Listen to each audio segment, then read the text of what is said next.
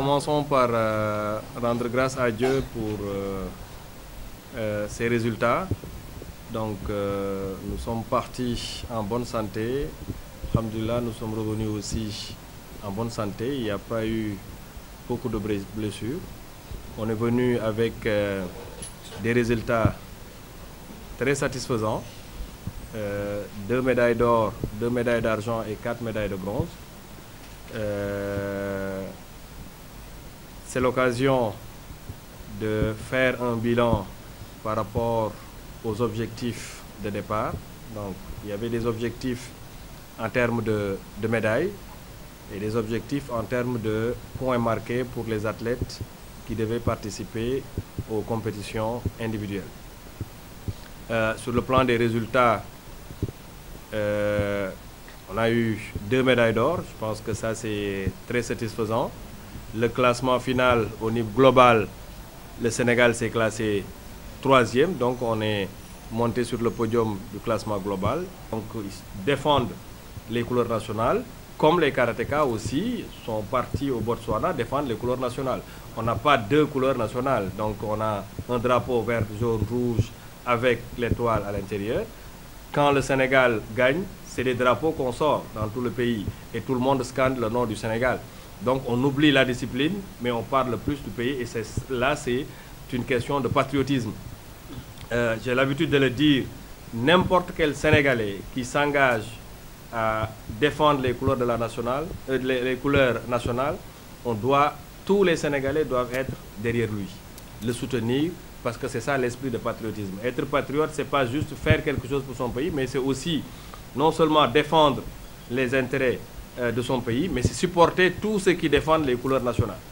Et c'est à ce titre-là qu'on a soutenu, après notre victoire contre la Tunisie en finale, avec l'équipe féminine, que nous sommes partis en groupe regarder le match de football et supporter, prier pour que le Sénégal puisse gagner. Donc quand je disais traité de manière équitable, c'est que le président du comité olympique français disait qu'il n'y a pas de charge en sport, tout est investissement. Ça veut dire que si l'État sénégalais doit dépenser 100 millions pour le karaté, c'est un investissement pour des résultats qui vont venir. S'il doit dépenser des milliards pour le karaté sénégalais, ce sera pareil. S'il le fait aussi pour d'autres disciplines, que ce soit le taekwondo, le vieux vodao, le basket ou autre, c'est un investissement. Parce que c'est des athlètes, c'est des citoyens sénégalais, c'est des patriotes qui vont défendre les couleurs nationales. Et à ce titre-là, tout ce qu'on peut faire pour les mettre dans de très bonnes conditions, l'État doit le faire. On est parti dans l'incertitude. Est-ce qu'on va y aller, est-ce qu'on ne va pas y aller? Jusqu'au samedi, on n'était pas sûr de participer. Et moi-même, j'avais dit que je n'allais pas déplacer la délégation sous certaines conditions, parce que j'ai été international, je sais ce que c'est pour un athlète, ce que cela représente d'être mis dans de bonnes conditions. C'est une motivation supplémentaire, c'est un encouragement supplémentaire, et ça fait plaisir. Et pour ça, donc si on s'attend à avoir de très bons résultats, ben, il faut le minimum qu'il faut faire pour mettre les athlètes dans de très bonnes conditions. Et à ce titre-là, je me mets toujours, j'enlève mon chapeau ou ma veste de président de fédération et je me mets du côté des athlètes. Ça a été difficile, ils ont surmonté toutes ces difficultés, ils ont été braves, ils ont gardé le mental très fort avec les entraîneurs qui étaient à leur côté et c'est ça qui a fait la différence.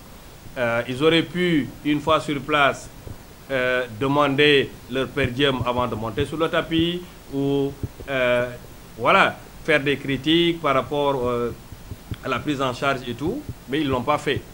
Ils nous ont écoutés, ils nous ont fait confiance et Dieu a fait que les résultats, on a obtenu de très bons résultats. Et ça, c'est vraiment un esprit de solidarité, c'est un esprit de patriotisme aussi, parce que c'est un esprit de dépassement en plus de ça. Parce qu'avec les difficultés, ils auraient pu se dire, bon, on va aller chercher ce qu'on peut faire parce qu'on ne nous a pas donné ce qu'on devait avoir. Mais ce n'était pas ça. Malgré les difficultés, ils sont battus comme des lions et c'est ce qui a amené tous ces résultats-là. À ce niveau-là, je les félicite tant par rapport aux résultats, mais par rapport à leur comportement aussi de patriotes et à leur comportement de lions. Maintenant, le reste, c'est interpeller juste nos autorités à ce niveau-là pour que les conditions soient réunies pour qu'on puisse aller chercher de meilleurs résultats. Il ne faut pas à un moment donné, il faut dire les choses telles qu'elles sont. Qu'on donne à une discipline des milliards ou des centaines de millions pour participer à une compétition, pour tout faire pour que cette discipline puisse amener des résultats satisfaisants, mais on est tous d'accord. Et j'applaudis à chaque fois qu'on le fait pour une discipline quelconque. Je ne fais pas de différence entre le foot, le basket, le taekwondo, le roller ou autre. Pour moi, chaque équipe nationale qui se déplace, qui représente le Sénégal, il n'y a pas de limite de moyens qu'on doit mettre à leur disposition. Maintenant, s'il y a un engagement ou des discussions qui sont tenues et qu'on dise que voilà le budget qu'ils doivent avoir pour la participation, je pense qu'à ce niveau-là, les autorités doivent nous aider pour que ce budget soit réuni, pour que les athlètes soient dans de bonnes conditions et qu'ils se concentrent au niveau de la compétition. Tout le monde sait que ce qu'on donne comme per diem aux athlètes, c'est rien du tout. Les athlètes par le passé ont eu à se plaindre de ça et nous osons espérer que l'État va faire des efforts dans ce sens-là. Parce que quelqu'un qui se déplace, qui s'est préparé, qui a sacrifié beaucoup de choses pour aller combattre pour son pays, je pense qu'on ne doit pas avoir de limites pour les accompagner. Je pense que dans d'autres domaines, il y a des largesses par rapport à beaucoup de choses et cette largesse-là doit suivre nos internationaux, ces largesses doivent suivre aussi les athlètes qui défendent les couleurs nationales. Donc à ce niveau-là, je tiens à remercier le ministère parce qu'on s'est déplacé par les moyens du ministère, même si la fédération a eu à compléter pour que, je ne dis pas pour que le budget soit réuni, parce que de vous à moi, les athlètes n'ont pas reçu leur per diem. Et il faut le dire, je ne le cache pas par rapport à ça. Quand on doit le dire, on doit le dire. Il y a des primes depuis, je ne dis pas depuis Kigali, mais depuis que je suis là, on a gagné au Cameroun.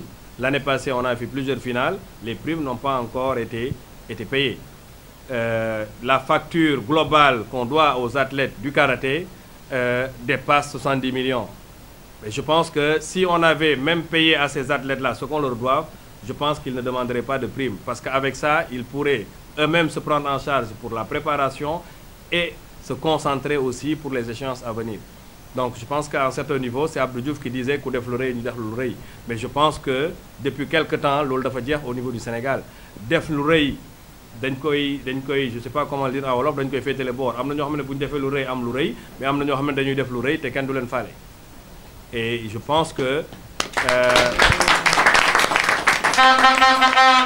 discipline, je ne dis pas discipline, mais un international reste un international, quelle que soit la discipline, et il faut les traiter de manière équitable.